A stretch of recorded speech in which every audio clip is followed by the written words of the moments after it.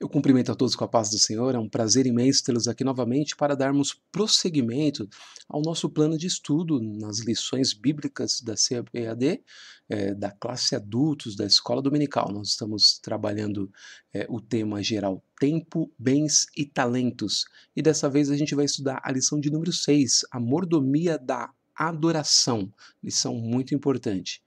E aí, eu apenas relembro aqui que o que você precisa saber sobre a nossa maneira de trabalhar com o plano de estudo com infográfico está aqui nesse slide, todas as informações importantes para você entender essa forma de trabalho, ok? Aí, lembrando que a compreensão desse PowerPoint é bem maior quando se assiste essa apresentação inteira, porque uma apresentação é sempre a combinação dos slides com a fala do apresentador, ok? E se você gostar da apresentação, você dá o seu like, que o YouTube usa isso para ranquear, e outras pessoas podem ter acesso também a esse material gratuito, podendo assistir a videoaula e receber o material pelo WhatsApp, ok? Então, os objetivos específicos para essa lição são: 1. Conceituar a palavra adoração. 2. Explicar como adorar a Deus. E 3. Pontuar gestos e atitudes na adoração a Deus. Esses são os pontos específicos para esta lição.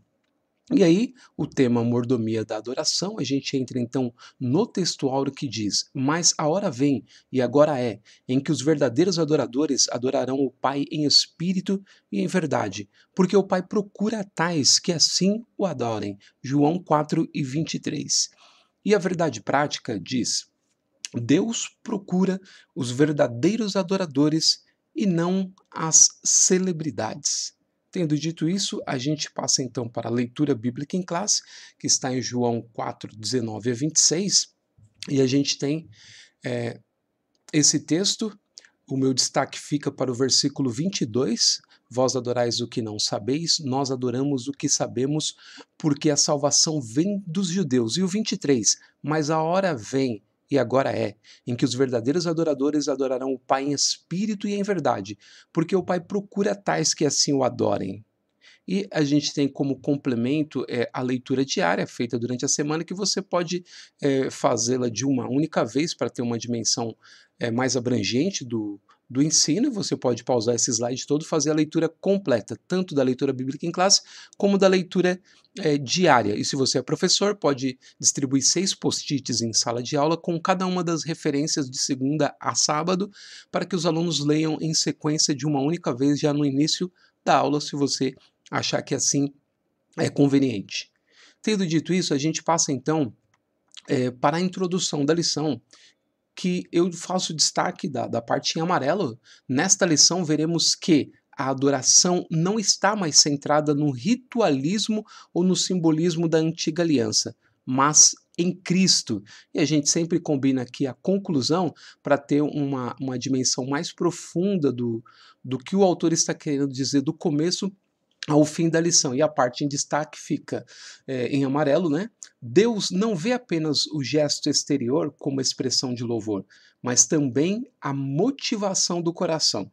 Então, as palavras em amarelo combinadas, tanto da introdução como da conclusão, dá uma ideia mais enxuta daquilo que o autor vai trabalhar durante a lição. A gente passa então para a apresentação do nosso infográfico propriamente dito, dos tópicos da lição. O primeiro, o que é a adoração. No segundo, vai ser tratado como adorar a Deus. E no terceiro, gestos e atitudes na adoração a Deus. No primeiro, o primeiro ponto é no Antigo Testamento, né, a adoração. O segundo, no Novo Testamento, a adoração. E o terceiro, outras palavras relativas à adoração. A minha dica aqui é que você se concentre só na questão do significado quando você estiver trabalhando esse primeiro tópico, tá bom? Não precisa desdobrar o assunto ainda, mas se concentrar só na caracterização do que significa a adoração e não na ação da adoração, ok? Aí no segundo tópico, como adorar a Deus, o comentarista vai trabalhar a expressão em espírito e em verdade, e depois a expressão como culto, com o culto racional, ok? No terceiro, ele vai trabalhar ajoelhar-se e prostrar-se. 2, louvar e cantar.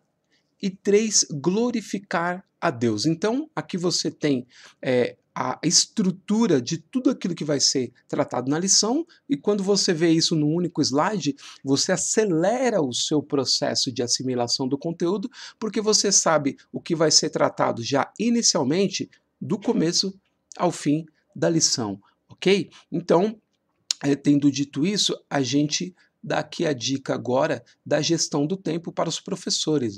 Eu acredito que seja suficiente gastar 25 minutos no primeiro tópico, 25 no segundo e 20 no terceiro, mas aí cada professor distribui como achar melhor. A única questão que eu sempre tenho recomendado insistentemente é que, como a maior parte dos alunos estuda a lição inteira, é interessante que o professor distribua o assunto para poder falar também em alguma coisa, pelo menos em cada um dos tópicos, ou aquilo que for mais importante. Mas em muitas escolas dominical, em muitas salas de aula, a lição é abandonada no primeiro tópico. Alguns locais não passa da introdução, outros conseguem avançar até o primeiro, segundo ponto do primeiro tópico e depois não avança mais além disso. Então é uma questão de gestão do tempo isso. Se souber trabalhar, dá para falar um pouco de cada coisa, porque nenhum assunto pode ser exaurido num tempo de 1h10 que a gente tem de escola dominical. Então, realmente tem que distribuir para depois cada aluno poder, dentro do seu estudo pessoal, desenvolver um pouco melhor essa questão. Ok? Fica aí a dica, cada um trabalhe como achar mais conveniente. Então, a gente começa apresentando o primeiro tópico, que vamos falar sobre o que é adoração no Antigo Testamento, no Novo Testamento e outras palavras relativas à adoração a partir do próximo slide, ok? Então a gente começa com uma introdução que o comentarista faz nesse primeiro tópico, na parte 1. Ele vai falar sobre o significado da expressão adoração em latim, e o significado é culto ou veneração que se presta a uma divindade, ok? Então, você tem essa parte ressaltada em amarelo, que é a parte mais importante, e aí sim a gente entra no tópico, no ponto 1 em si, que ele vai falar sobre adoração no Antigo Testamento, o conceito de adoração. Aí vem a palavra hebraica para adoração, e o significado dela, mais de 100 vezes no Antigo Testamento, é curvar-se diante, ou prostrar-se diante. E também há uma segunda palavra, que ela traz o sentido de adorar, trabalhar e servir. Então isso aqui é a questão mais importante nesse ponto do tópico 1, ok? E aí o que eu fiz? Eu uni o ponto 2 também aqui no mesmo slide, eu já vou explicar o porquê. No ponto 2, a palavra em grego, que é repetida por 59 vezes no Novo Testamento, ela significa prostrar-se também, adorar, prestar homenagem a alguém, venerar, ser reverente, beijar a mão. E a segunda palavra, prostrar-se, como sinal de reverência, prestar homenagem. Então, você pode pausar o vídeo, claro, e fazer a leitura completa, mas eu coloco aqui só o que é de destaque para que você tenha uma parte enxuta da lição para o seu raciocínio acelerar em relação ao assunto, ok? Então, tendo essas partes mais importantes, e aqui a gente está trabalhando, é importante que se diga isso, o significado e não a ação. Por isso aqui eu coloquei o seguinte, juntei os pontos 1 e 2, porque eles se dirigem para o mesmo ponto. Ou seja, o propósito de ambos é o de destacar não a ação de adorar, mas o seu significado. E aí, duas coisas para se pensar em relação a esse tópico aqui. Ó. A primeira é curvar-se diante. Então, curvar-se diante é o quê? É uma expressão literal e não simbólica, gente. Então a gente escuta muitas vezes nos nossos louvores, nossos cultos, né? A gente fala, me prostro aos teus pés, te adoro, tal. Mas hoje em dia, na maioria dos cultos, na maior parte das igrejas, pelo menos aqui que a gente conhece, e vocês devem ter essa experiência também, já não se tem o costume de chegar no culto e dobrar o joelho em reverência a Deus e em oração. O ajoelhar é só uma questão mais de costume do ritual, da liturgia, do que uma prostração, encurvar-se, lembrando que se está entrando na presença de Deus num ato de reverência.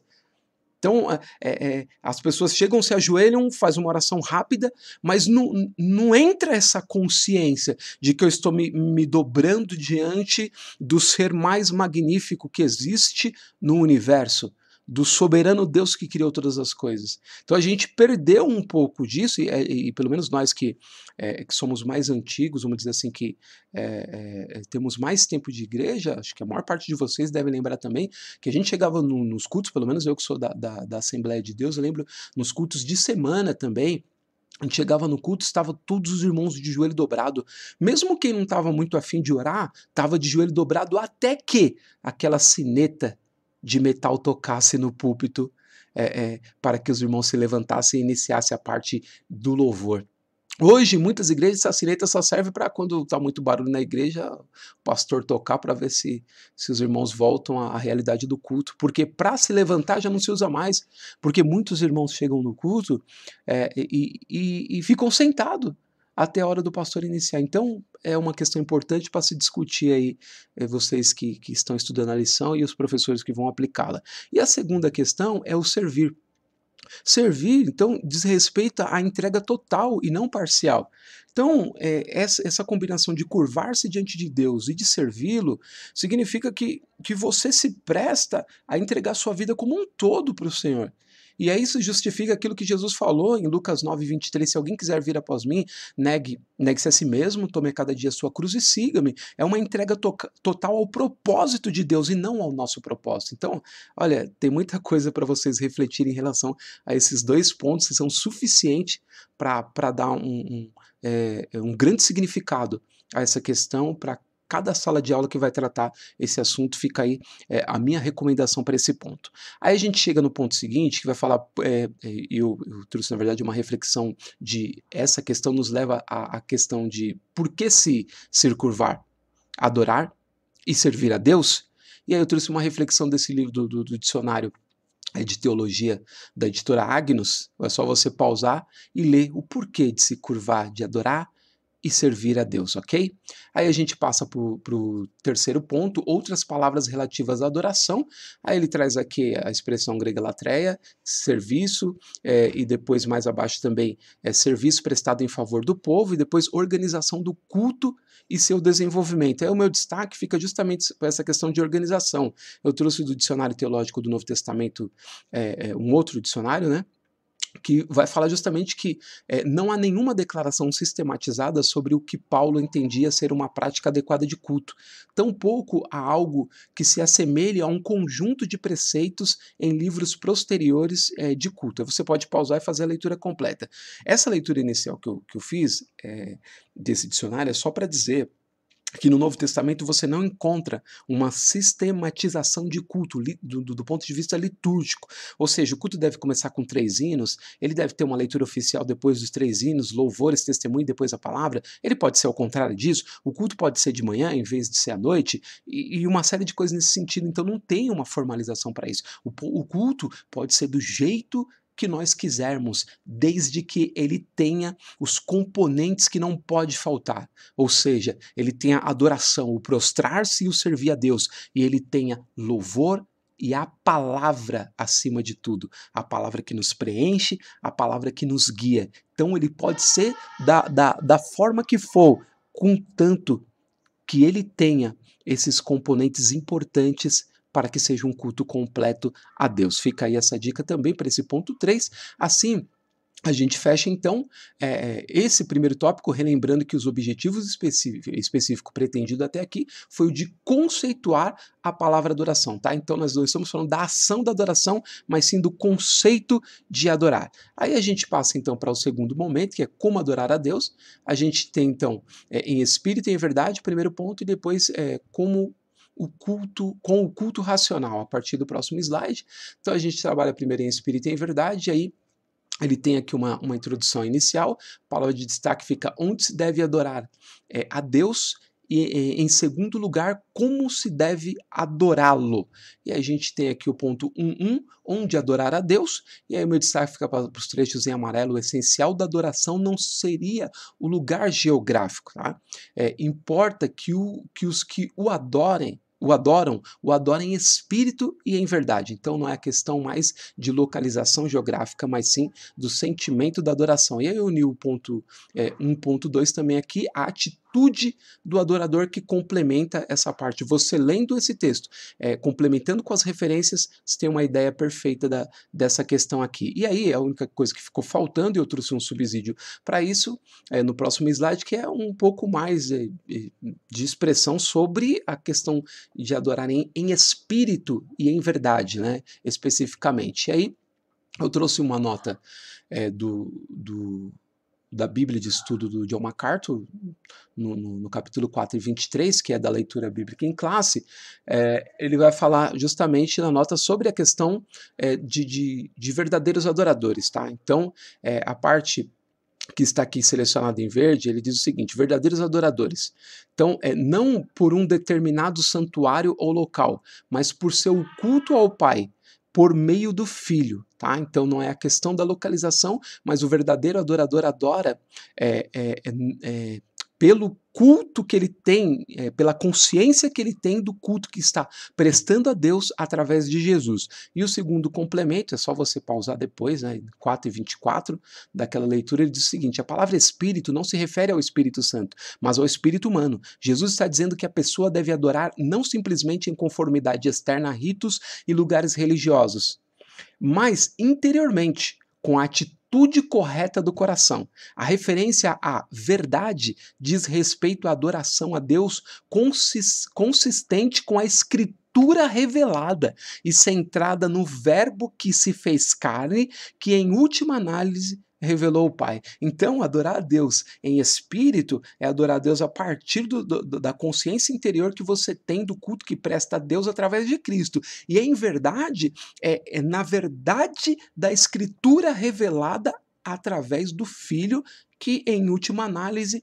revela o Pai. Então tá aí um esclarecimento que dá uma dimensão maior a essa expressão espírito e verdade, que causa muita confusão ou muita dúvida para muitas pessoas, tá? A gente fecha então esse momento e passa para o segundo ponto, com o culto racional. Aí você tem aqui o texto, e a parte que eu selecionei diz cultuar a Deus com razão de ser, ou seja, com raciocínio, sabendo exatamente aquilo que você está fazendo. E como complemento para essa parte, eu trouxe aqui um trecho, tá bom? Do Dicionário Teológico do Novo Testamento, da editora Vida, e aí você pausa e faz essa leitura para complementar esse ponto aqui, eu acho que vai ser interessante para ajudar vocês, tá bom? A gente passa então para o final desse segundo tópico, relembrando que o objetivo específico pretendido até aqui foi o de explicar como adorar a Deus, ok? Aí a gente passa então agora para o terceiro e vai falar sobre gestos e atitudes na adoração a Deus. Aí a gente tem ajoelhar-se e prostrar-se, a gente tem louvar e cantar, e a gente tem glorificar a Deus, ok? A gente passa a falar disso no próximo slide. No primeiro ponto, a gente tem ajoelhar-se e prostrar-se. E aí você tem aqui o texto, a minha parte que eu selecionei fica: se pôs de joelhos, o versículo que vai ser citado aqui, referente a Salomão. E no final, Jesus prostrou-se diante do Pai em súplica, Mateus 26 e 39. Então, para realçar como complemento, eu trouxe mais um texto bíblico, que melhor do que as nossas palavras, é sempre um texto bíblico, e esse em Êxodos 4 e 31, que diz: e o povo creu, e tendo ouvido que o Senhor havia visitado os filhos de Israel, e lhes vira a aflição, inclinaram-se e o adoraram. E mais um, em 2 Crônicas 7,3, todos os filhos de Israel, vendo descer o fogo e a glória do Senhor sobre a casa, se encurvaram com o rosto em terra sobre o pavimento e adoraram e louvaram o Senhor, porque é bom, porque a sua misericórdia dura para sempre. Então fica aí esse complemento para esse ponto, que eu acho mais do que suficiente, ok? A gente passa para um momento seguinte, louvar e cantar. Você tem o texto, a parte que eu selecionei diz: na Igreja de Cristo, a adoração a Deus também se expressa com cânticos e hinos de caráter espiritual. A palavra de Cristo habite em vós abundantemente em toda sabedoria, ensinando-vos e admoestando-vos uns aos outros com salmos, hinos e cânticos espirituais, cantando ao Senhor com graça em vosso coração. Ele citou o texto de Colossenses 3 e 16, um texto profundo, maravilhoso.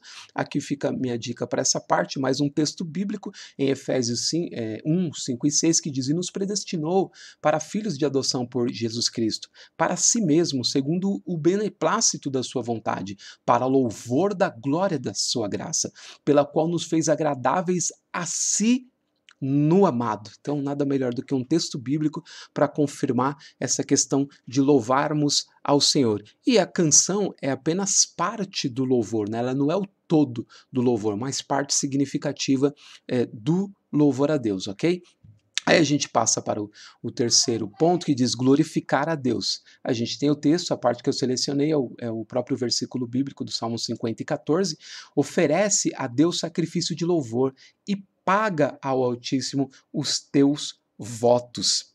E aí o complemento para essa parte, para fechar, na verdade, com chave de ouro, eu escolhi o texto de Apocalipse 19, do versículo 1 ao versículo 6. Gente, lê esse texto aqui, que ele é magnífico do ponto de vista daquilo que nós continuaremos a fazer a Deus em adoração, em prostração, em serviço, glorificando a Ele, como a igreja no porvir o fará. Esse texto é adequado para complementar esse momento.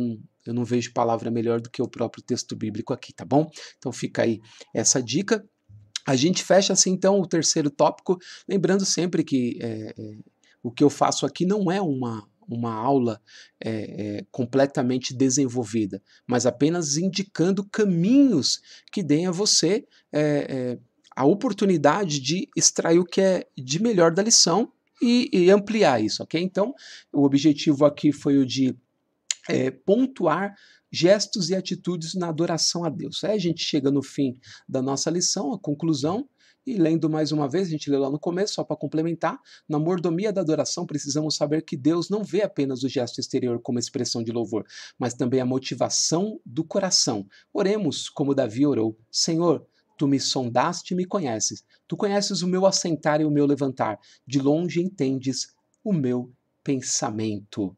Tendo dito isso, eu agradeço imensamente, espero ter contribuído com vocês mais uma vez, para você que é aluno poder desenvolver melhor o seu estudo, e você que é professor poder melhorar a sua aula, torná-la mais dinâmica e mais inteligível dentro daquilo que você está preparando para os seus alunos, ok? Então, lembrando aqui para vocês que quem quiser fazer o curso Aprimoramento 1 é um curso com valor simbólico e que agrega valor à sua capacidade de dominar a lição, tá bom? A gente tem que identificar a ideia geral da lição, destacar os pontos objetivos, conceituar o aprendizado, e a gente vai além do que está na lição, tá bom?